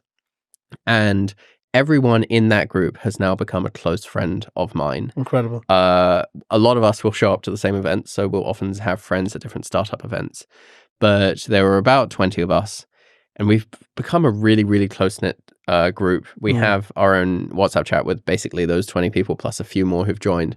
And we're always supporting each other. We all support each other through fundraisers, through connections, through introductions, everything. And it's like this really, really tight-knit group of founders. That's incredible. And I would highly suggest, I don't know how you build it, again, from scratch without kind of that boiling like pot of that we had. But I highly suggest that any founder who's working on anything, try and go out and do that. I think partly Accelerators does that. So Techstars does that. Absolutely. Founder Institute tries to do that to a point. And Antler definitely does it. Lots of people together. I mean, it's all kind of on the back of YC, I suppose, as well. I mean, YC's real value is so much of their content is available online for free. If you go on YouTube and type in YC, you can get a lot of the lessons that they personally do over there. But it's the network, it's the community that's really the key thing. Yeah. And so this brilliant community is incredible, and it's just kind of grown and grown and grown from there. We've all kind of gone slightly different ways. We no longer all work from the same workspace, but we all support each other. We all look after each other. I'm constantly making introductions to them. And then Purdy and MA, they created Hotbed, which is basically free accelerators for startups. And they have massive, amazing events where they showcase young startups all the time. They have amazing support. They have accelerators where they bring in incredible speakers. Like most online accelerators don't have the best speakers. They not only provide it for free, but also have some fantastic speakers. Like they've some people that, who was it? There was the founder of Strava they brought in to give a talk on the accelerator I was on. And he gave like a 2-hour talk on Zoom. Cool. And it was just like, holy crap, this is super cool. So I have heard of Hotbed. I don't think I've searched them very much, but I definitely have heard of them. Yeah. Just going to quickly type in There's here. a bunch of different networks and resources out there that if there's any young founders listening to this or starting founders, I would definitely tell them to check them out. Hotbed is number one. But then there's also, if you want just kind of fun events with lots of people who are also starting companies, Dream Factory hosts No Agenda on Thursday nights, which is very fun and free, I think, for founders. Then there's Entrepreneurs Collective, which does cost a bit more. There's a yearly fee, but then there's one-off events you can go to. And I do know that they're planning on creating a cheaper like tier because I told them to. And they listened. Well, they said that they were listening. Okay, got it. And what else? We'll have to send them the episode. Yes. For them to, there's also Rebel Meetups, which is started by Ash Phillips. Mm-hmm. That's brilliant as well. They started in Bristol, but they've now started ones in London. Yep. There is also Opus that we're a part of. Again, membership community. I personally think they're great. I mean, whenever I wanted introductions or whatever on a post, people tend to be very active. Yeah. I guess Opus is a little later stage. It is a little bit later stage, definitely. Yeah. No, I would agree. Yeah. So if it's very, very early stage, then yeah, probably, because you would need to pay for the membership as well. Yep. What else? Yeah, but it's interesting you said that you discovered November 2021. I asked about the date because you just knew the date very precisely, so I don't know whether it's just how your memory works or whether there's a specific reason. But I went to an event. It was the Hotbed or the Spice Space mixed with a event called Marketplace Risk, which I'm now an advisor to, and they are a conference for marketplaces in London and SF. And I just made the absolute most of this conference. I met everyone I could. I spoke about it on LinkedIn all the time, and at the time I had like 8,000 followers on LinkedIn because I built a large LinkedIn when LinkedIn was early. And it would have been harder to build it back then, I'd imagine. It's become a little easier now. Has it? Things have become a little bit easier, yeah. I think when they were starting, you could just it was spray connections everywhere and got lots in of that followers. sense. Oh, yeah, of course. No, in that sense, yeah. No, but I think if you're looking to build followership now, they've been doing a lot of work on the algorithms to make it so that if you wanted to build the following on there, it's a little bit easier to actually crack through the stranger network out there. Yeah. So yeah. Anyway, so I did that. I went to this conference and I went to the Spy Space, and I just constantly talked about it on LinkedIn and started getting like a lot of inbound interest and people. Just finding a lot of value in providing other people with value, and then them having a good experience with me, and then offering what goes around comes around. Truly. Yeah. The reason why I was asking about it as well is because I also discovered, I mean, obviously network is an extremely important thing. And one thing that I kind of realized when I was working on QFinds, which I've stepped down from now, and I think this is actually the first episode after I've stepped down. So there you go for people who didn't know. So one of the things that I discovered along the way, it was, and I wish I discovered this earlier on, people are everything. And the people, and I kind of knew that from previous experiences and previous ventures and so on, but it really clicked that it's not just any people, it's the best in the world. So go and find the best advisor in the world at the particular thing that you need advice on and just bring them on board. Yeah. And just watch the magic unfold. Like what we achieved over the space of X number of months would have taken tens of months to do. You know, what we did 1 month would have taken us tens of months to do without these key people on board. And so you're very right, spot on there. The network is everything. And the other thing as well that I kind of realized about, particularly in the UK, the UK is a very membership clubby world. Very, very, very much. And maybe it goes back to the building societies and whatever, but like there's a big history in membership type clubs and societies in the UK.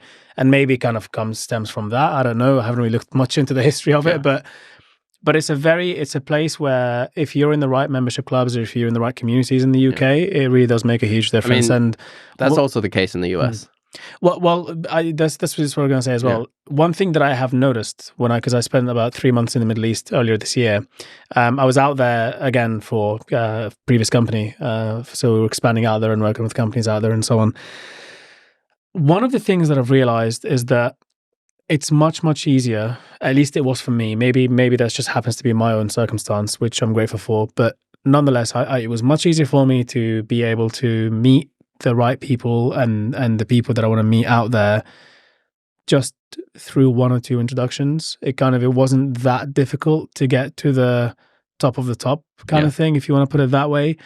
Whereas in the UK, in Europe, in the US, I find that it takes a bit more than that. And particularly in the UK for me, where I have the most experience, being in the right club or in the right community makes a massive difference as to who you actually get to interact with and who you get to kind of like bring on board. And so it's I think I would say over here is definitely a lot more cliquey than it is in the Middle East, at least from my experience. And that's definitely the case in the US because, well, at least in the US, there's that feeling is built in every university because of fraternities and sororities. Even more so than here. Even more so than here. And I mean, the politics starts early here. I don't know about the US, but otherwise, yeah. And that's probably built from drawn from the UK as well, and the UK is the root of all evil in this scenario. But it's tricky. So I join a lot of different networks, which one is a little bit exhausting because there's so many people that I have to remember and like build relationships with. One thing that's tricky for me, I have a level of facial blindness, so I really struggle at recognizing people when I meet them, and people will come up to me and be like, "Gabe," I'm like, dude, that is the best excuse for. I mean, I know it can be a little bit, people can be like, "Oh, you don't remember me." I know it's frustrating for you. I can imagine how frustrating it is for you. But I love the idea of being able to turn around at someone at a party and be like, "I'm so sorry, I don't remember because of X, Y, Z." And they'll be like, "Oh yeah, sure, okay, fine." Because I have no excuse. My problem is faces and names. So when I meet someone, like for example yourself, I have to imagine you with something above your head, like your name floating above your head, or something to do with Gabe, like remembering Gabe and associated with this person. And I have to really consciously do that with every person I meet to remember the name, because I just forget the name.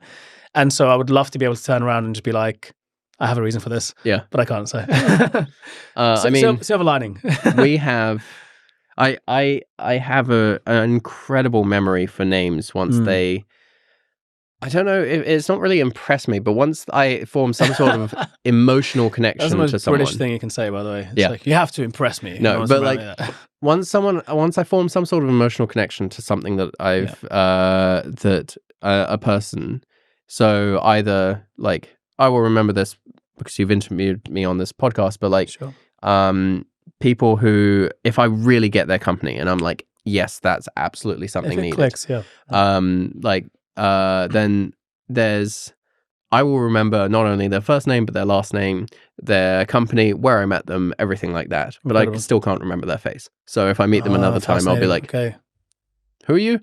Oh, yeah, great, cool. I remember everything we talked about. Got it. Yeah. Which is really weird and annoying, but I can imagine. When did you discover that was the case? When did you realize? Pretty much always, since university, I've known, because when people were asking me in university to describe what my dad and what my best friend looked like, I was like, I can't think of that. I don't know. I can't imagine what they look like. I know my dad, because he's well known, his characteristics are kind of pulled out and like caricatured. He has a lot of curly hair. And a large, well, as I call it, a large nose. Like, does he appreciate that? No. But I know that, but I cannot picture him. So I cannot imagine what my dad looks fascinating. Like. So the only reason that I can picture that my wife is blonde is because we've made enough jokes about me potentially forgetting that she's blonde. She's blonde. Yeah. I always forget, and I've known this for a while. I always forget hair color. I remember eye color generally. Okay. But I always forget hair color. I don't know why. Hair you might have a level register. Of this. Yeah, it's just like meh. Okay. I dated someone for 3 months, and someone like day after breaking up with her, well, she broke up with me. I was mentioning something along the lines of I don't remember. I like blondes like her, and they're like, she's not blonde. Oh my god! And I was that's like, brilliant. She's pretty sure she's blonde. We looked her up on Facebook. She was brunette. I was like, wow, how did I think that she was blonde? Well, look, in your memory, in your mind, she's blonde, and that's all that matters, then, right? Like, if you like her that way, then that's, you can remember people however you want to remember them, right? Like, nobody can say anything about that. Yeah. Wow, that's super duper interesting. I think you're actually probably the first person I've met who at least knows that they have that. I mean, I imagine there's a lot of people who have it. I'd imagine so. Yeah. I'd imagine a lot of people have a lot of things that they're not even aware of. That's the other thing. It's like I think I discovered. I think my dad is a bit dyslexic, but I don't think we ever knew really. Yeah. But I think there were certain things that I kind of picked up on at some point that I was like, that seems like dyslexic behavior just because I've read on it. Yeah. And I know one of my brothers, I know he's dyslexic, just like it's pretty obvious the way that he writes and everything else. Yeah. And I think there are some things with me that auditory things that I think might have to do either with dyslexia or something around that. But I don't know, and it doesn't really get in the way of life, so you just never really look into it, I suppose. But yeah, it's fascinating how neurodivergent a lot of people are. Yeah, actually, I'd say more people are neurodivergent than not. Than not. 100%. Yeah, 100%. And I think it's beautiful. I think it really is. I think it really is beautiful, and it's what makes us all like unique in so many ways, man. Yeah, you know.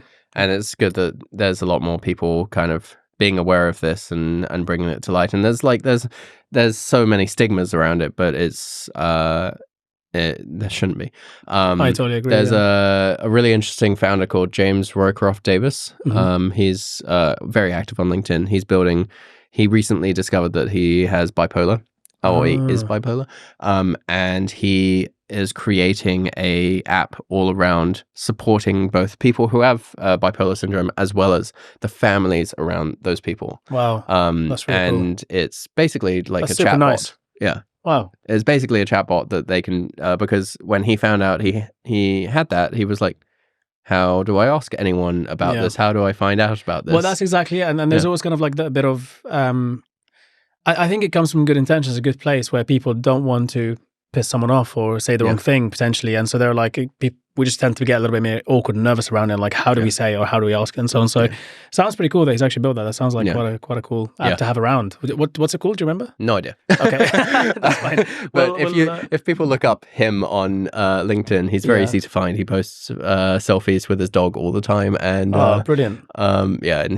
You'll find him. He'll tell everyone about it. So That's great. Definitely keep an eye out for that. We started touching on Founders Pledge, right? Yeah. So I saw it on your profile. I have to bring it up. I think it's an incredible concept. And maybe first you can actually just quickly tell your listeners kind of how you came across them and a little bit about why you thought you'd do it. I have no idea how I came across them. Okay. I think it must have been just LinkedIn because they get every single one of their members to post on LinkedIn that they are pledging. Yeah. And I saw it come up enough times. So I was like, oh, that's a cool idea. But basically, the concept is that there are a lot of founders who, yes, want to build a big business and make a lot of money, but they also want to put that money to good use. Yeah. And there are ways of saying that. There's, in your pitch, you can say, yes, I am a founder who wants to put my money to good use, but no one really has to believe you. And a lot of people won't believe you because there's so many examples of that not happening. Unfortunately, yes. Yeah. But there are a couple organizations, Founders Pledge is one of them, which basically require you and get you to sign contracts saying that you will absolutely pledge a certain amount of money to a certain cause once you exit. Yeah. And they hold you accountable for that. So it is, I believe they're operating as a charity, and they are funded by a small commission they take when an exit happens, and then they help make sure that you actually give some money, give your money to charity, and then they have a tiny commission. But like the exits are still fantastic, incredible. Like the exits are, of course. Like if someone exits like their business that they've been growing for 10 years and they make, what is it, millions, 100 million, millions, tens of millions or hundreds of millions, the small percentage of that is quite a lot of money. It is, yes. So you can pledge, I think, anywhere between 1 and 20 or 30%. Mm-hmm. The standard is 5, which is what I went with. And I always have the ability to increase that or decrease that depending on my situation at the time. That's great. But there has to be something. There has to be something. Yeah. And I signed a document that said I promise to pledge this amount, and it'll be a percentage based on however much I exit for in cash. And I don't think you have to say exactly who you're going to pledge to up front. You can say what sorts of things that you're passionate about. And things will change over time. And things will change over time. Most of these journeys are 10, 20 years. So, yeah. Exactly. There's no chance. There's a high chance that the charity that you want to pledge to It's a green flag, FYI, that for you, most of the journeys is a 10 or 20-year one, because it shows that you're really in it for the long run and that you're trying to change the industry. Because there are a lot of entrepreneurs out there who do it for a 2 or 3 year exit if they can get that, you know, max 5-6 years and so on. So like, I don't know whether you planned to say it this way or whether it just came out. It seemed to me like it just came out naturally that you were like, most of these journeys are 10-20 year ones. So I've always wanted to build this. Like I kept on telling you, there's just so many things that I want to build, and they all fall under that banner of giving creative people more time to create. Fantastic. That is not something that's going to happen in 2 or 3 years. Sure. Like, if I have the backers and the supporters and the people behind me who want to see this journey go on for 20 years, I will do that, because I feel like I found my mission very early in life, which is combining the creative industries and the tech. I've always been passionate about tech. I'm wearing a tech t-shirt. What does that say? Meet Pebble. It's for Pebble, which was one of the first smartwatches. I backed them in all of their Kickstarters. I was one of the first smartwatch wearers. Interestingly enough, I don't wear a smartwatch, any watch now, but you were like, it's Pebble or nothing. Well, it was very good. And yeah, I'm always an early adopter. I own Google Glass because I was hoping that would actually help with the facial blindness at one point. Wow. It didn't. Okay. Oh, sorry. Oops. And then maybe facial recognition these days, actually, maybe that would help. Yeah. Have you seen the Ray-Ban, the Meta Ray-Ban ones? Yeah.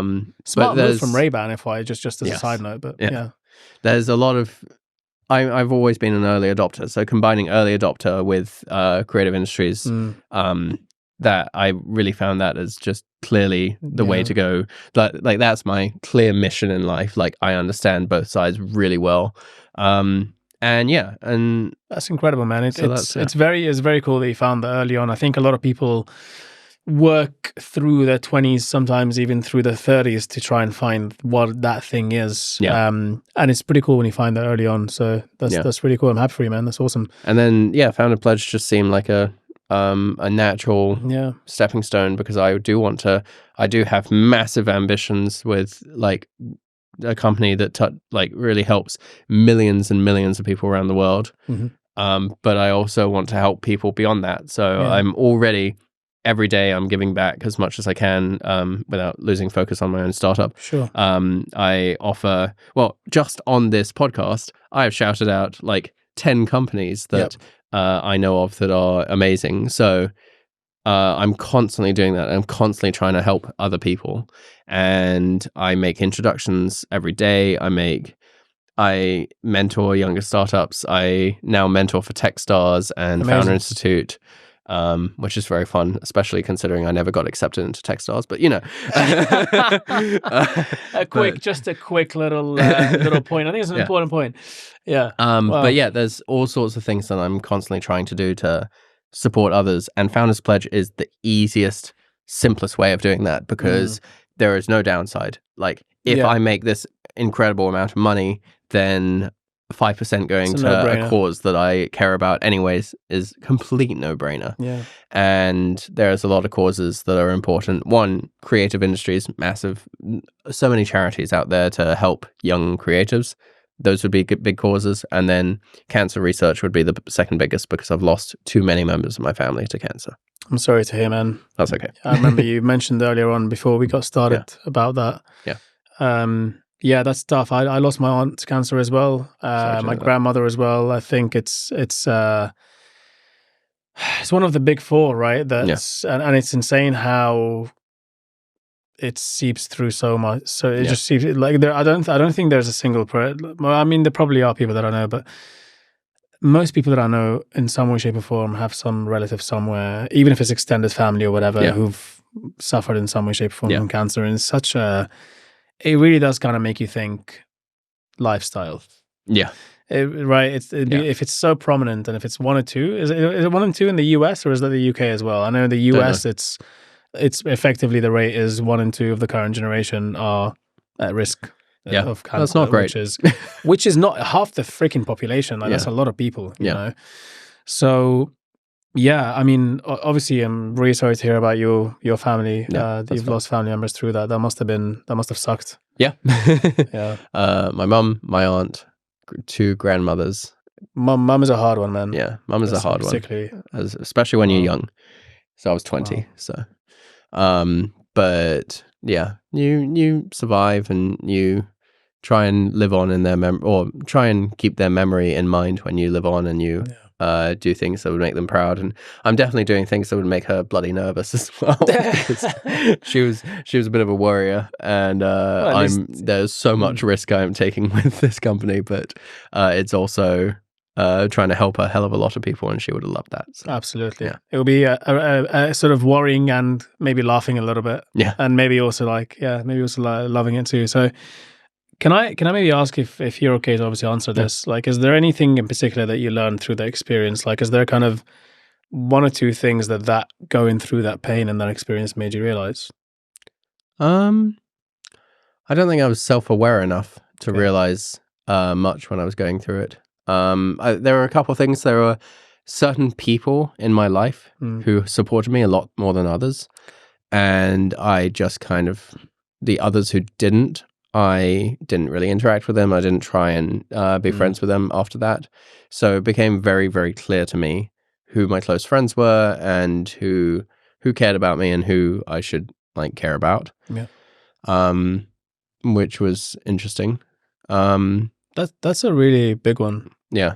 Yeah. There's a lot of people who will, if they match your lifestyle. Actually, I don't have this personally, but a friend of mine, she was a big partier when she was straight out of university. She was working in a fashion job, and the classic her classic week was Monday to Friday, going to work all hours and then going out drinking with her friends afterwards, pretty much Tuesday through Friday or Tuesday through Saturday.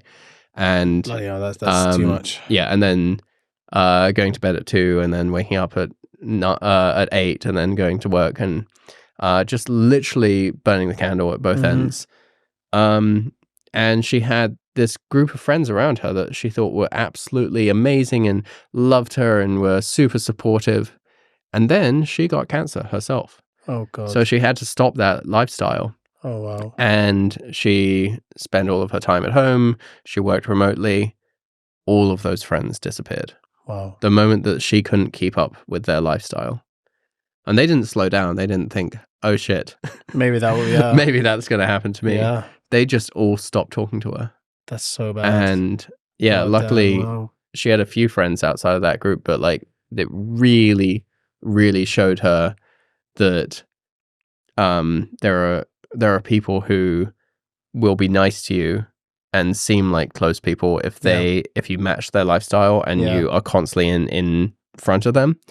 But the moment you disappear, even if it's for very valid reasons, then they will disappear as well. And it was a really hard lesson for her. I remember talking about it quite a lot with her. And she's in a much better place now, but like she very quickly found the people who she needed to cut out of her life. And it's really, again, we were talking earlier, network is net worth, but like it's so true. You need to have people who are behind you no matter what, support you no matter what, especially as a startup founder. Like fundraising is a absolute nightmare in the best of times, and right now we're in the worst of times for fundraising. And that's just one thing. Yeah, that's just one of the things you have to do as a founder. You will also have to have some really tough conversations. Yep. If you ever fire anyone, that is emotionally horrible for everyone involved. If you ever have to like if there's any conversations that you have, anytime that a customer gives feedback, if it's glowing, great, but very often it's not. And as the founder, especially if you're a solo founder, you are also probably customer support. Yes. And people will give you direct feedback because they don't realize how close you are to it. You do want direct feedback because it's helpful, but it can be really bloody hard to hear sometimes. Yeah, definitely. And yeah, it is not meant as a gut punch, but it feels like a gut punch at times. So you need people around you. Because you are always doing your absolute best. Yeah, you are always working your absolute hardest and doing your absolute best. You need people around you, both who understand that, so founder friends, but you also need people who are definitely not founder friends. So I have my oldest and best friend. He actually is a founder now. I didn't think he would become one. Have you convinced him? I somehow my experience didn't rub off terribly for him, and he's now a climate tech founder.